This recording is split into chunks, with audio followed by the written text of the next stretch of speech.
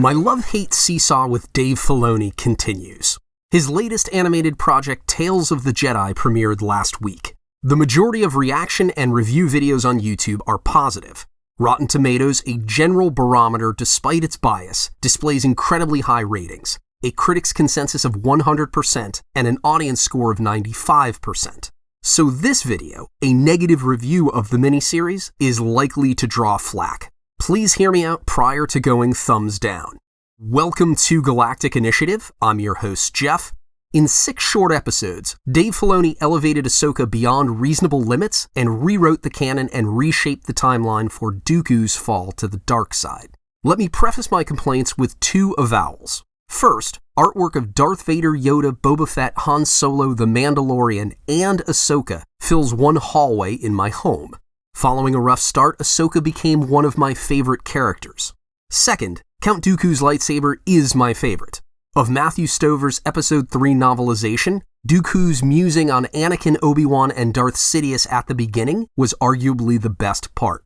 The following description of his character has stuck with me since my first read. Quote, "For Dooku, other beings are mostly abstractions, simple schematic sketches who fall into 2 essential categories. The first category is assets, beings who can be used to serve his various interests. The other category is threats. In this second set, he numbers every sentient being he cannot include in the first. There is no third category." Unquote. So my complaints are rooted in fondness for Ahsoka and Dooku and stem from Filoni's handling of them. The kernel is harm to established, sensible, and enjoyable characters and narratives. I view Tales of the Jedi as needless, impulsive, and damaging retcon.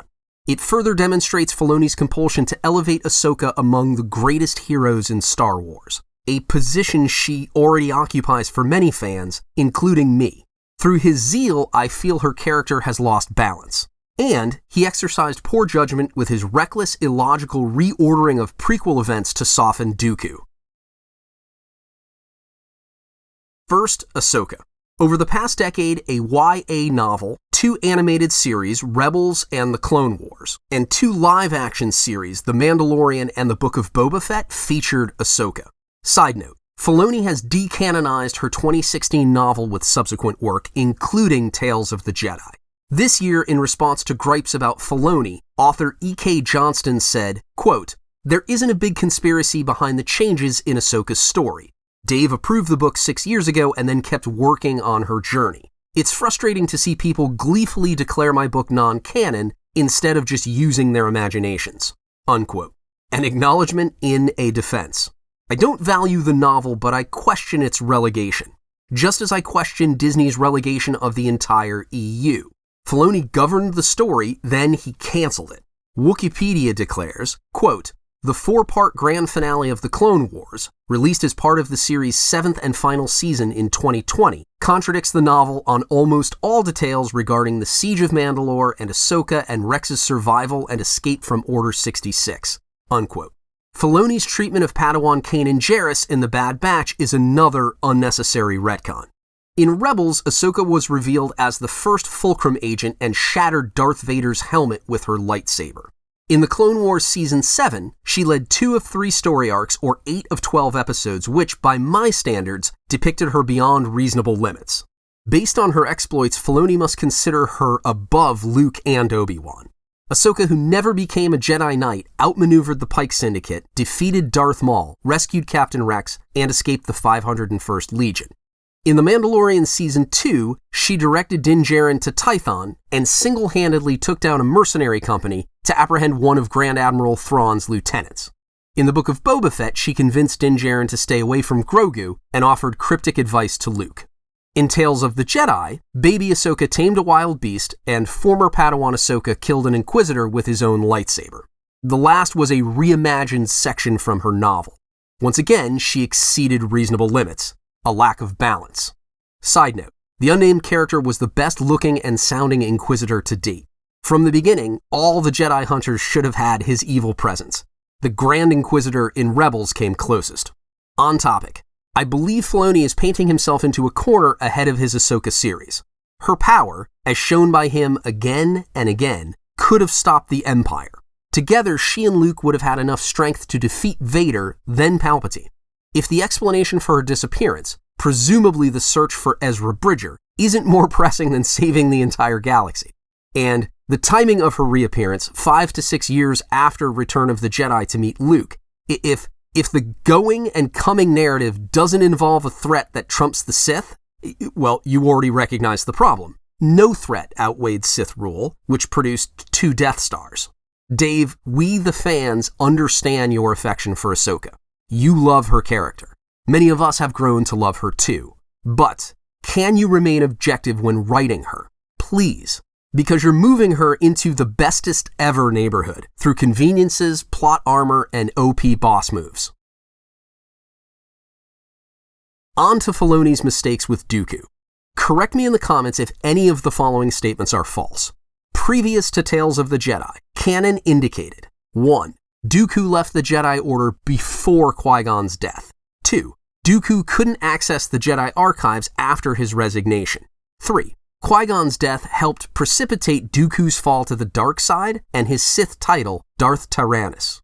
4. Sifo-Dyas ordered the clone army from the Kaminoans, then deleted Kamino from the Jedi archives without the High Council's knowledge. 5. Dooku arranged the assassination of Sifo-Dyas and recruited Jango Fett as Darth Tyrannus. 6. Dooku had no knowledge of Darth Maul in advance of Maul's defeat on Naboo. 7. Darth Sidious adhered to the rule of 2. 8. Yaddle did not resign from the Jedi Council and disappear. She died in The Shadow Trap, a Jedi Quest novel from 2003. If true, 8 for 8, Filoni revised Dooku's fall to the dark side, thereby reconfiguring the character's timeline. Unfortunately, his work was gratuitous. I could cite multiple sources, but I'll quote only one in the interest of time. The following paragraph accurately summarized canon up to last week.